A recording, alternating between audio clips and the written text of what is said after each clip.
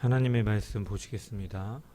오늘 우리에게 주신 하나님의 말씀은 마태복음 27장 27절부터 38절까지의 말씀입니다. 마태복음 27장 27절부터 38절의 말씀입니다. 하나님의 말씀을 제가 봉독합니다. 이에 총독의 군병들이 예수를 데리고 관정 안으로 들어가서 온 군대를 그에게로 모으고 그의 옷을 벗기고 홍포를 입히며 가시관을 엮어 그 머리에 씌우고 갈대를 그 오른손에 들리고 그 앞에서 무릎을 꿇고 희롱하여 이르되 유대인의 왕이여 평안할지어다 하며 그에게 침뱉고 갈대를 빼앗아 그의 머리를 치더라. 희롱을 다 한 후 홍포를 벗기고 도로 그의 옷을 입혀 십자가에 못 박으려고 끌고 나가니라. 나가다가 시몬이란 구레네 사람을 만나매 그에게 예수의 십자가를 억지로 지워 가게 하였더라.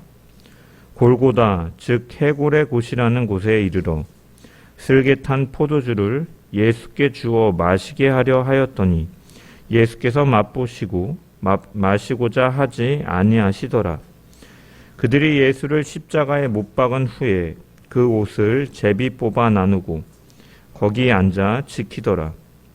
그 머리 위에 이는 유대인의 왕 예수라 쓴 죄패를 붙였더라. 이때에 예수와 함께 강도들이 십자가에 못 박히니 하나는 우편에 하나는 좌편에 있더라. 아멘. 말씀을 통한 주의 은혜와 평강이 모인 모든 자들 가운데 넘치기를 축원합니다. 일반적으로 사람들이 신앙생활을 시작하며 기대하는 것은 무엇입니까? 아마도 평안과 행복일 것입니다. 하나님을 믿으면 삶이 좀 더 나아지고 하는 일이 잘 되고 내 마음이 편안해지고 행복해질 수 있지 않겠느냐 하는 것이죠. 그러한 기대감을 가지고 신앙의 길에 들어섭니다.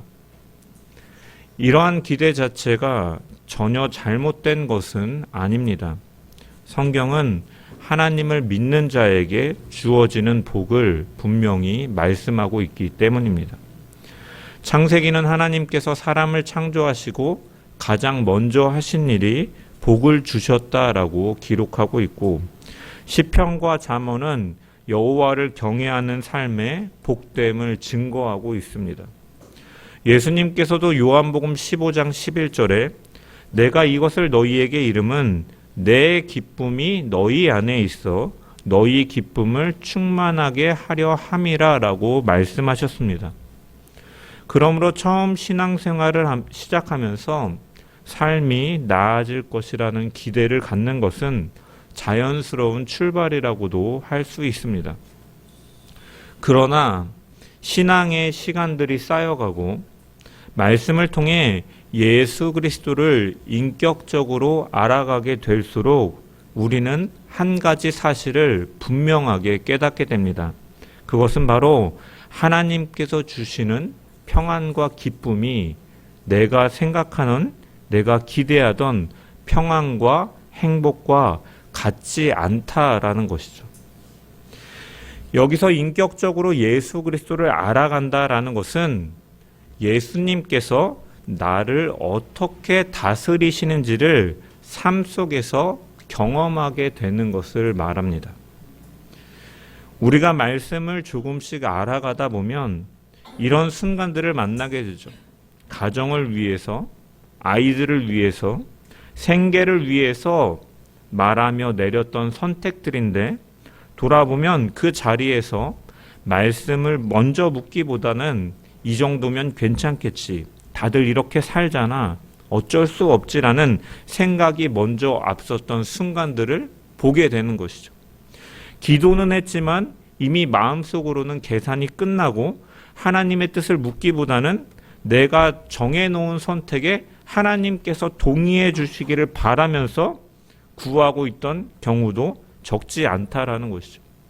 이러한 것들은 입으로는 하나님을 믿는다라고 고백하면서도 막상 삶의 중요한 갈림길에서 여전히 내가 기준이 되어 있음을 보여주는 것이죠.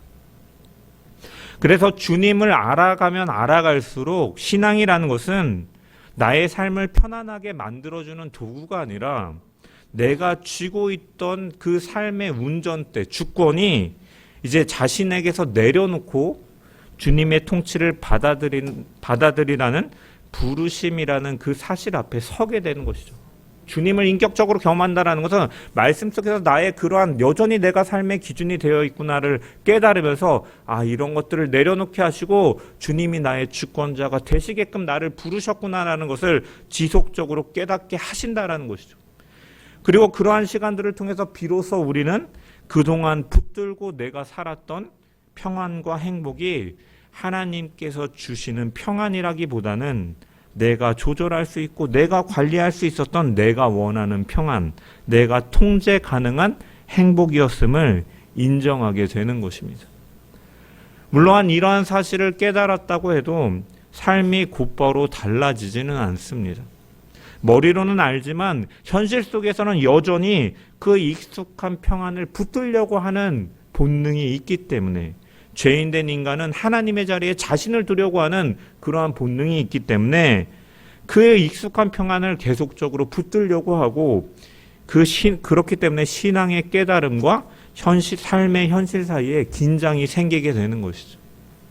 그래서 믿는 사람이 되었다고 해서 삶이 곧바로 편안해지지 않는다라는 것이에요.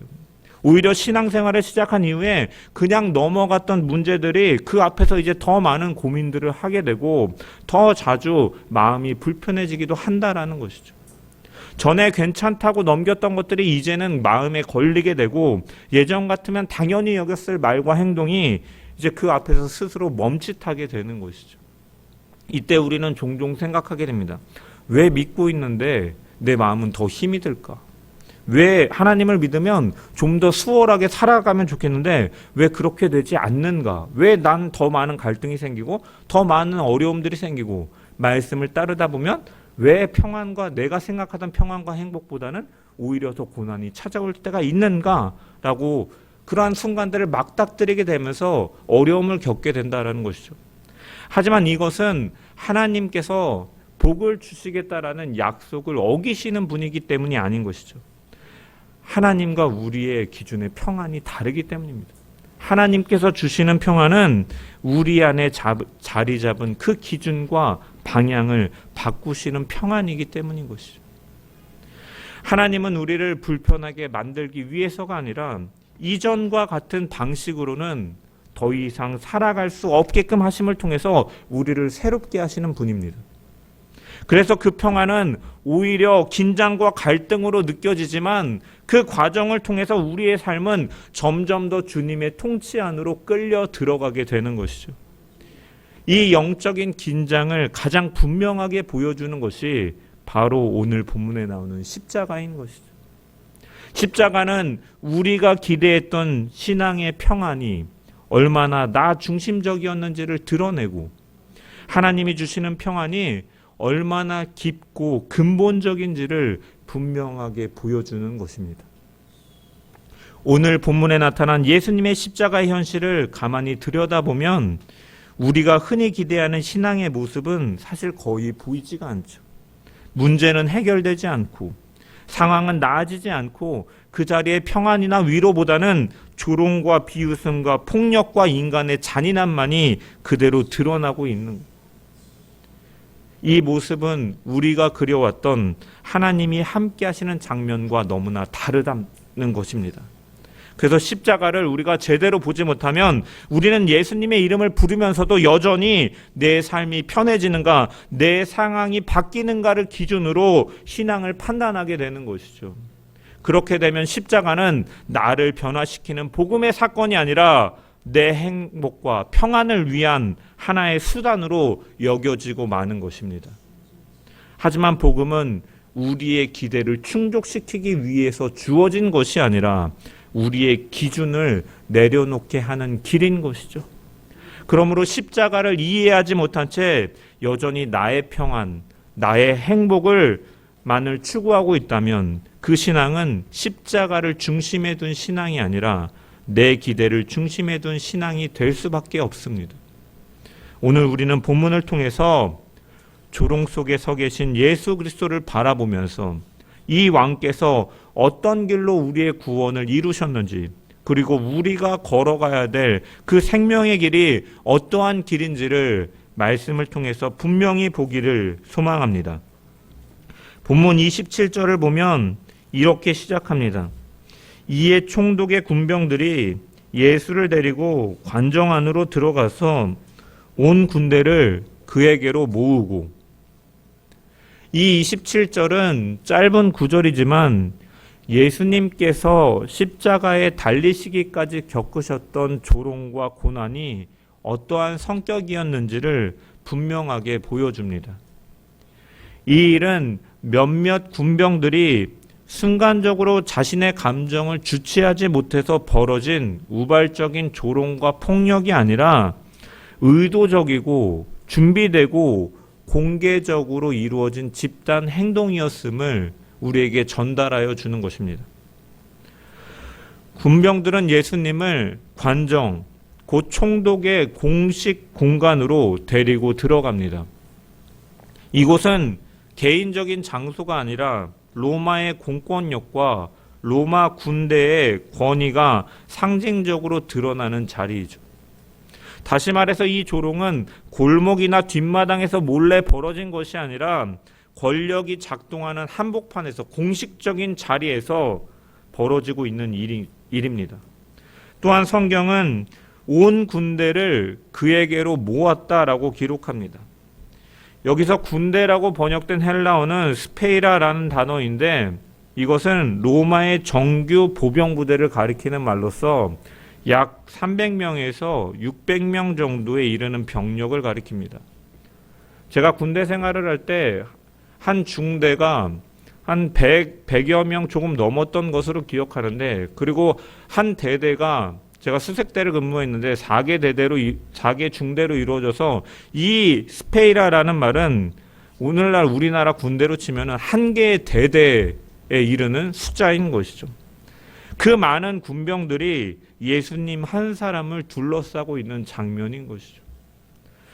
왜 이런 일이 벌어지냐면, 당시 로마 군대는 이 식민지 백성인 유대인들을 공개적으로 모욕하고 수치를 주는 방식을 통해서 자신들의 권력을 과시하곤 했던 것이죠.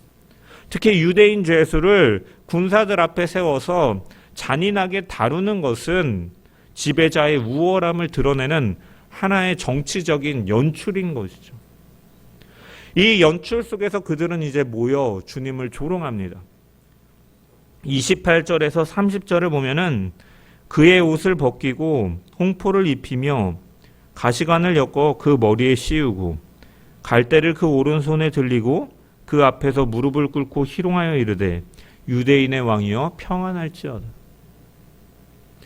이들은 예수님의 옷을 벗기고 홍포를 입혔습니다. 홍포라고 번역된 헬라어 코키노스는 붉은색의 옷을 가리키는데, 당시의 붉은 옷은 이제 왕이나 높은 귀족들이 입었던 옷입니다. 그리고 마가복음에 병행된 구절을 보면은 군인들이 예수님에게 자색 옷을 입혔다라고 마가는 증언합니다. 따라서 이 구절들을 합쳐서 학자들은 아마 이 옷이 총독이었던 빌라도나 헤롯 혹은 귀족이 입다가 버려진 옷인데 빛이 바래고 먼지가 묻어서 어두운 자색이 되었을 것이다 라고 해석하죠. 군병들은 이 빛이 바란 홍포를 입히면서 네가 왕이라고 말하니까 너는 이런 옷을 입어야 되지 않겠느냐라는 식으로 왕의 권위를 흉내내면서도 오래되어 색이 보잘것없는 자색 옷을 입힘을 통해서 유대인의 왕이라는 말을 조롱하기 위해 이러한 행동을 취하는 것이죠. 가시관도 마찬가지입니다. 가시관이라고 번역된 헬라어를 보면은 스테파논 에크 아칸톤이라는 말인데, 면류관, 가시로 만든 이라는 뜻이죠. 그래서 이 스테파논, 면류관이라는 단어는 운동 경기에서 이제 승리자가 이제 차지하는 영광을 가리키는 월계관으로도 사용되어지고, 왕이나 통치권자가 권위의 상징으로 쓰는 왕관을 가리킬 때도 이 단어가 사용되어지죠. 그러므로 로마 군병들이 예수님에게 가시로 엮어 만든 이 면류관을 씌웠다라는 것은 왕의 상징을 가져오기는 하지만 그 의미를 완전하게 비틀어서 영광이 아니라 고통이 되게 하는 것이죠. 단순한 이것은 폭력이 아니라 예수님의 왕권 자체를 조롱하는 행위인 것이죠. 또한 로마 군병들은 갈대를 예수님의 오른손에 들리게 하였습니다.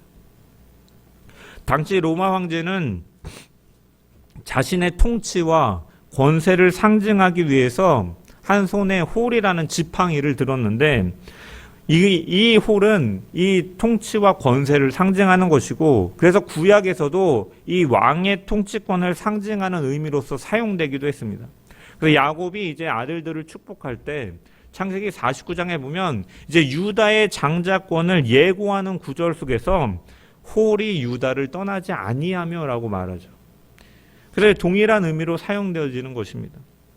그래서 이 로마 황제가 당시 들었던 홀은 독수리 모양의, 로마를 상징하는 독수리 모양의 장식으로 로마 제국의 권력을 상징하거나 혹은 아니면 이렇게 둥그런 구 형태를 가짐을 통해서 이 다스리는 권세가 온 세상을 향해 있다, 온 세상을 다스린다라는 의미로 이렇게 만들어졌고, 그 재질은 상아와 금과 같은 부러지지 않고 단단하고 값어치가 있음을 통해 위엄과 오래 보존되는 그러한 물건으로서 만들어진 것이죠. 이에 비해서 예수님의 손에 들린 갈대는 어떤 특징을 가지고 있습니까?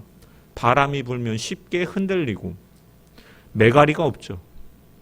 금이나 상아 같은 값비싼 영광이나 오래 보존되는 것은커녕 길가에 아무런 가치가 없는 잡초와 같고, 갈대는 메마르면 쉽게 부러지는 것이죠. 즉 무력함을 의미하는 것이 바로 갈대입니다. 비천함, 값어치 없는 것을 가리키는 것이 바로 갈대이죠. 즉 군병들이 예수님의 손에 갈대를 들게 했다라는 것은 이렇게 말하고 있는 것이죠. 네가 왕이라면 이걸 들고 통치해봐. 이게 네 권세의 전부야. 너의 권세는 그렇게 보잘 것이 없는 거야. 네 존재 자체가 비천한데 네가 무슨 왕이야. 네 왕권은 이 흔들리는 갈대, 부러지는 갈대처럼 아무런 힘이 없다라는 선언이자 조롱인 것이죠. 마지막으로 그렇게 만들고 그들은 예수님 앞에서 무릎을 꿇습니다. 원래 무릎을 꿇는다라는 것은 왕 앞에서 충성과 경배를 드리는 행위이지만 이들이 무릎을 꿇은 것은 존경이 아니라 희롱이었다라고 말씀하고 있죠. 겉으로는 경배의 형식을 취하지만 실제로는 예수님의 왕되심을 완전히 부정하는 행동인 것이죠. 이 모든 행동을 종합해 보면은 군인들은 즉흥적으로 폭력을 행사하고 조롱한 것이 아니라 왕의 즉위식을 흉내내어서 그것을 뒤틀고 뒤집어서 예수님을 조롱하고 있는 연출을 하고 있는 것입니다. 왕의 상징을 하나씩 가져와서 그 의미를 완전히 뒤틀어 버림을 통해서 이 자는 왕일 수가 없다라는 메시지를 집단적으로 선언하고 있는 것이죠. 특별히 마태는 이 조롱을 개인의 일탈로 묘사하지 않고 많은 사람들이 함께 보고 함께 웃고 함께 조롱한 집단적인 사건임을 분명하게 서두에 밝히죠. 이것을 통해서 말하고 싶은 성경의 메시지는 무엇입니까? 이것은 그 자리에 있던 몇몇 사람의 성격이나 잔인함의 문제가 아니라 죄 아래에 있는 인간이 하나님의 아들을 대할 때 보이는 보편적인 모습이 무엇인지를 드러내는 장면으로서 마태는 전달하고 있는 것입니다. 사람은 자신의 기대와 맞지 않는 대상에게 쉽게 존중을 내려놓죠. 이해가 되지 않으면 기다리기보다는 판단하고 받아들이기보다는 그 사람에 대해서 평가합니다. 마음에 들지 않으면 시간을 두고 바라보기보다는 거리를 두고 비틀어 보면서 그의 행동을 평가하고 비아냥대는 게 쉬운 것이 바로 사람의 모습이죠. 그리고 이것은 신앙의 자리에서도 크게 다르지 않습니다. 하나님께서 내가 기대한 방식으로 일하시지 않을 때 우리는 하나님의 뜻 앞에 순종하고 그 뜻을 묻기보다는 우리의 기준에서 재단하기가 쉽다라는 것이죠. 기다리기보다는 속으로 결론 내리기가 너무 쉬운 것이 바로 우리의 모습입니다. 하나님이 정말 우리의 왕이시라면 왜 지금 이 사랑을 그대로 내버려 두시는가 하면서 우리는 내 기준과 내 생각으로 뜻을 판단하는 경우가 많게 되고, 이러한 것들이 쌓이다 보면은 하나님을 향한 경외는 점점 식어지고 실망이 자리 잡게 되는 것이죠. 그리고 그 실망이 쌓이게 될수록 하나님을 향한 존중은 사라지고 냉소나 조롱 같은 것들이 자리 잡게 되는 것이죠. 신앙의 길을 아예 모르던 사람보다 신앙의 길, 하나님을 알았다라고 말하고 말씀을 알았지만 그 삶 속에서 이러한 실망들이 쌓여가게 되어서 돌아선 자들이 사실은 그 마음이 더욱 강팍하고 하나님을 향한 냉소와 조롱이 더욱더 강한 것을 우리는 쉽게 경험할 수가 있는 것이죠. 마태가 기록한 이 장면은 바로 그 인간의 마음을 가장 적나라하게 보여주는 모습입니다. 주목해 봐야 될 것은 이러한 로마 군인들의 행동에 대해서 예수님께서 어떻게 반응하시는가이죠. 예수님은 이 조롱을 멈추려 하시거나 반박하시거나 자신의 권세를 증명하려 하시지 않았습니다. 그분은 뜻하셨다면 당장 그 자리에서도 풀려나실 수 있고 하늘의 군대를 부리셔서 그들을 몰살시키실 수도 있는 분이시지만, 하지만 주님은 침묵 가운데서도 그 가운데 계신 것이죠. 그래서 이 침묵은 결코 패배나 체념이 아닌 것입니다. 아버지의 뜻을 거스르지 않기 위한 의도적인 순종인 것입니다. 예수님은 왕이 아니셔서 조롱을 받으신 것이 아니라 왕이시기 때문에 이 조롱을 끝까지 감당하신 것입니다. 자기 백성을 살리시기 위해 조롱을 견디시는 왕으로 그 자리에 서셨습니다. 31절은 이렇게 마무리합니다. 희롱을 다 한 후 홍포를 벗기고 도로 그의 옷을 입혀 십자가에 못 박으려고 끌고 나가니라. 군병들의 입장에서 보면 이 장면은 분명히 끝처럼 보였을 것입니다. 조롱은 충분했고 이제 웃음은 끝났고 이제 더 이상 예수님은 관심의 대상도 아니라고 여겼을지도 모릅니다. 그들에게 이 일은 잠시 벌어졌다 끝내는 잔인한 놀이에 불과했던 것이죠. 하지만 성경은 여기서 예수님의 길이 끝났다라고 말하지 않습니다. 오히려 조롱을 지나서 십자가로 향하는 길이 더 분명하게 열리고 있는 것이죠. 사람들은 조롱으로 예수님의 왕권을 부정하려고 했지만 하나님은 바로 이 조롱의 한복판에서 그분이 어떤 왕인지, 참된 왕이신지를 드러내는 것이죠. 우리의 기대와 맞지 않기에 조롱을 받으셨지만 바로 그 길로 자기의 백성의 죄를 짊어지시는 왕이 바로 예수 그리스도이신 줄 믿습니다. 31절의 끝에서 성경은 이렇게 말씀합니다. 십자가에 못 박으려고 끌고 나가니라. 그리고 32절은 그 길 위에서 일어난 한 장면을 기록합니다. 나가다가 시몬이란 구레네 사람을 만남에 그에게 예수의 십자가를 억지로 지워 가게 하였더라. 조롱은 끝났지만 예수님의 길은 멈추지 않았습니다. 조롱의 자리를 지나서 이제 예수님은 실제로 십자가를 지고 가시는 길로 서 계신 것이죠. 특별히 마태는 예수님께서 십자가를 스스로 들고 당당하게 나가셨다라고 말씀을 전하지 않습니다. 로마 군병들이 예수님을 끌고 나가니라라는 표현을 사용합니다. 이 말은 예수님께서 십자가를 지시겠다라는 의지가 없으셨다라는 의미가 아니라 이 길이 인간의 눈으로 보기에 전혀 영광스럽지 않은 길이었음을 보여줍니다. 왕이라면 위풍당당한 풍채 속에서 군중의 환호 속에 행진하는 것이 일반적인 그림입니다. 하지만 왕이신 예수님은 군병들의 손에 이끌려서 조롱을 받은 채 십자가를 지고 가고 계신 상황이죠. 이 장면은 우리가 기대했던 왕의 모습과 정면으로 어긋나는 것입니다. 그리고 그 어긋나는 한 사람의 삶 속에서 구체적인 장면으로 드러납니다. 나가다가 시몬이라 하는 구레네 사람을 만나매 그에게 예수의 십자가를 억지로 지워가게 하였더라. 구레네 시몬은 우연히 길을 가다가 붙잡힌 사람인데, 여기서 등장하는 구레네 시몬은 무엇을 나타내고자 마태는 언급하고 있느냐? 그 예수님의 십자가의 길이 실제였음을 증언하는 도구로서 사용되어지는 사람이죠. 십자가는 상징이 아니라 현실이었다라는 것이에요. 말로만 하는 고난이 아니라 다른 사람의 어깨가 필요할 만큼 실제 무게를 가진 형벌이었고 고통스러운 길이었음을 구레네 사람 시몬을 통해서 분명하게 드러내신 거죠. 조롱받으시는 왕이 가신 그 길은 다른 사람의 어깨마저 필요할 정도로 정말로 험한 길이었음을 보여주는 것입니다. 그런데도 예수님께서는 이 고통을 피하려 하지 않으셨습니다.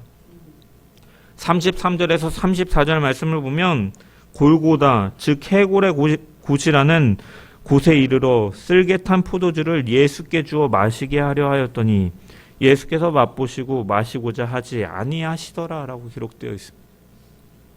당시 십자가형을 당하는 사람에게 쓸개나 모략을 탄 포도주를 주는 관습이 있었습니다.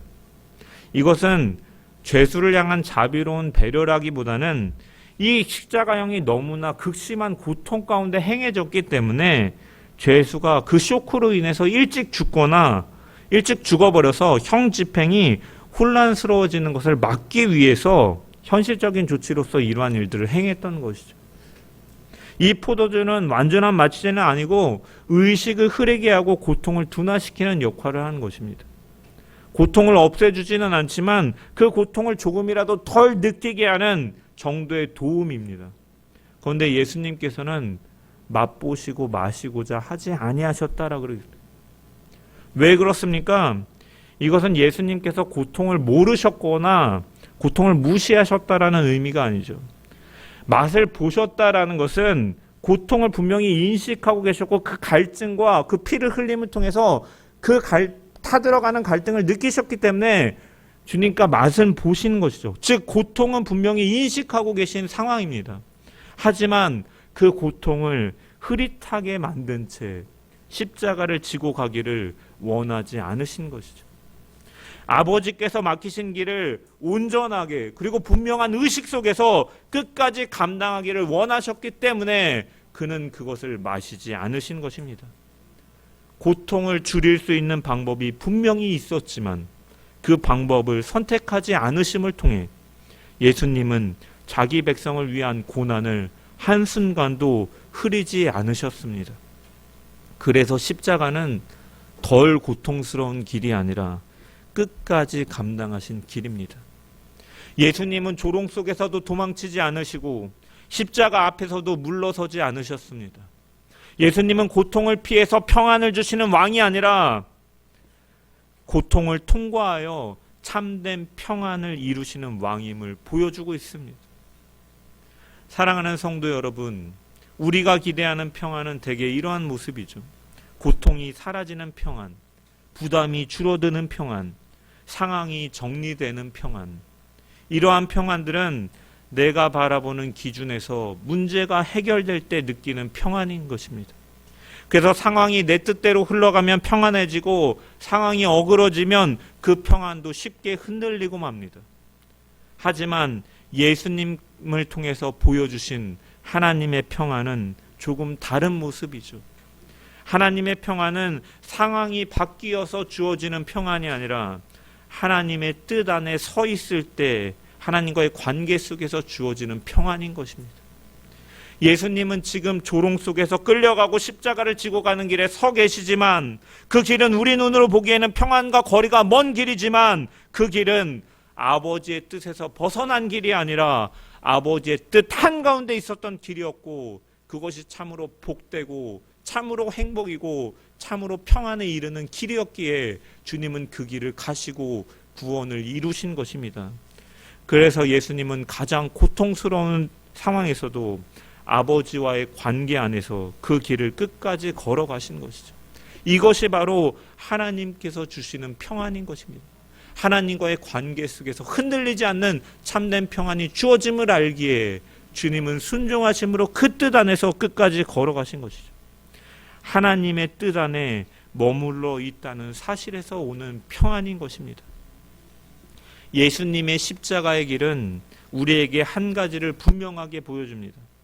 하나님의 뜻 안에 있다라는 사실이 곧 우리가 생각하는 편안한 상황을 의미하는 것은 아니지만 그 길이 헛된 것은 결코 아니다라는 사실을 분명히 보증해 준다라는 것입니다.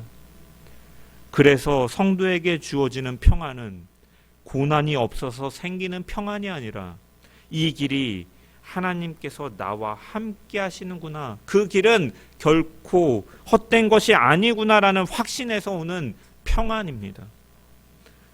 그러므로 내 삶의 십자가처럼 무겁게 느껴지는 길 앞에서 우리는 도망하거나 포기하기보다는 이미 그 길을 앞서 가시고 참된 평안을 이루시는 그 주님을 바라보면서 그분의 뒤를 따라 오늘도 한 걸음 한 걸음 걸어가는 주의 백성들 되기를, 참된 평안과 행복을 누리는 하나님의 백성 되기를 주의 이름으로 간절히 축원합니다.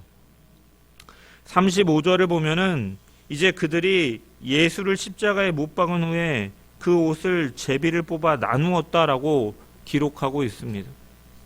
이 짧은 한 절에 예수님의 고난이 얼마나 처절했는가가 담겨 있죠. 옷은 단순히 몸을 가리는 천 조각을 의미하지 않습니다. 한 인간이 세상 앞에 서 있을 때 마지막으로 남아있는 보호막이고 나는 이런 사람이다라고 말해주는 가장 기본적인 표지라고 할 수 있는 것이죠. 그래서 우리는 옷을 통해서 자신을 드러내기도 하고 자신을 지키기도 하는 것이죠. 그래서 옷이 벗겨진다라는 것은 몸이 드러나는 것만이 아니라 한 사람으로서 수치를 당하는 것이고 존엄과 그의 정체성이 공개적으로 무너지는 것을 의미하죠. 그런데 군병들은 예수님의 옷을 벗기고 그것을 제비 뽑아 나누고 있죠. 이것은 예수님을 한 인격으로 대하는 것이 아니라 완전히 대상화하고 소유물처럼 취급하는 행동인 것입니다. 더 이상 한 사람으로서 여기는 것도 아니라 처형된 대상이고 처리해야 될 물건으로서 여기고 있는 것이죠. 예수님은 이 순간 고통만 겪으신 것이 아니라 사람으로서 가질 수 있는 마지막 존엄까지도 내려놓고 계신 것, 십자가에서. 몸도 명예도 보호도 심지어 자신을 가릴 옷 하나도 없이 완전히 드러난 채 십자가에 달리셨습니다. 사람의 눈으로 보면 이렇게 되신 예수님은 더 이상 빼앗을 것조차 없어 보이죠.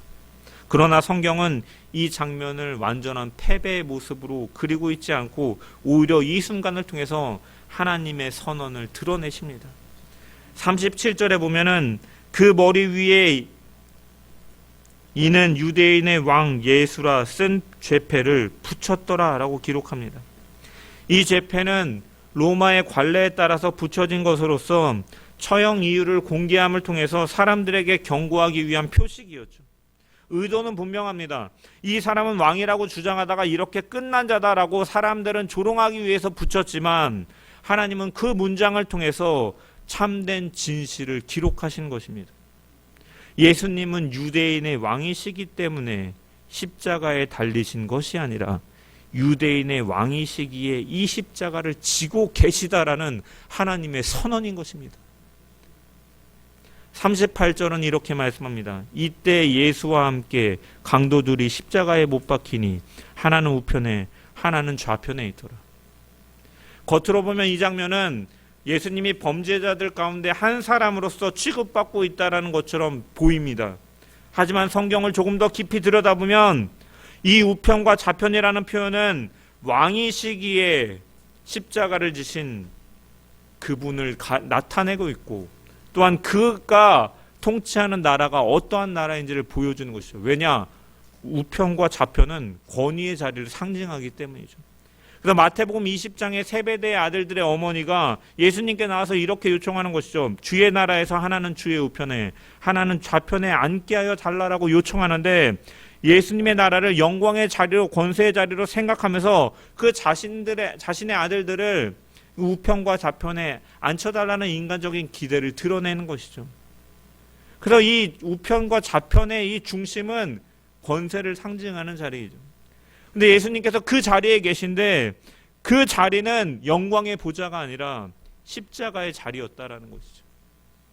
그 왕의 곁에 또한 서 있는 자들은 공로 있는 자들이 아니라 죄인으로 분류된 자들이었다라는 거예요. 그 왕의 자리는 가장 높이 들린 보좌가 아니라 가장 낮아진 십자가였고, 그의 주변에는, 그가 통치하는 나라는 죄인들이 있는 곳이다라는 것을 성경은 드러내고 있습니다.